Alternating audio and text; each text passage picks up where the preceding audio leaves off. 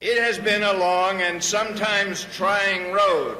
The third time was the charm for Bruce Sundlun, who, after 2 losses, won the race for Rhode Island governor in 1990, with a very daunting task in front of him.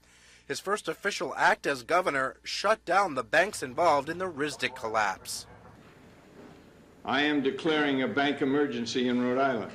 Like many in public life, his was a story of both successes and heartaches, and a few surprises, too. A World War II veteran, he talked openly about his days as a B-17 bomber pilot. We lost 5 on the day we got shot down.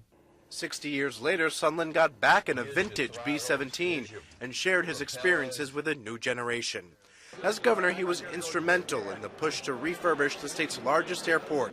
His efforts earned him a lasting legacy in the Ocean State, the Bruce Sundlun Terminal at T.F. Green Airport.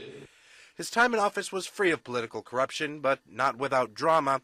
Rhode Islanders lived through a tragic time with their first family, when in 1991, First Lady Marjorie Sundlun was hit by a car and nearly killed. She's got a long way to go. The governor stood by his wife through her recovery, though the Sundlun's marriage ended several years later. In 1993, Sundlun learned he had fathered a daughter out of wedlock years earlier. Southern New Englanders were introduced to Cara, who soon took her father's name. I imagine that I'll get more than the usual number of Father's Day cards this year. A few months after this, the governor made news again, this time pleading no contest to misdemeanor charges for shooting raccoons on his Newport property. And that wasn't his only publicized run-in with animals. A year later, during election season, kissing a pig for charity.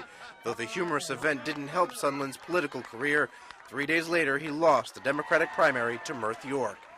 Out of politics, but not out of the public eye. In 1997, police were called when Sundlun demanded plastic forks from a closed CVS store, and employees felt intimidated. I did not touch anybody at any time. At the height of the casino debate in 2004, he recorded a radio ad in favor of a Narragansett Indian casino. This is former Governor Bruce Sundlun. Every year, thousands of Rhode Islanders drive to casinos in Connecticut. He also spent his later years teaching at URI. After a long, storied life, Sundlun once said he did regret not having one particular talent. I would choose to be able to sing over everything that I've known in life. A life he spent trying to make a difference.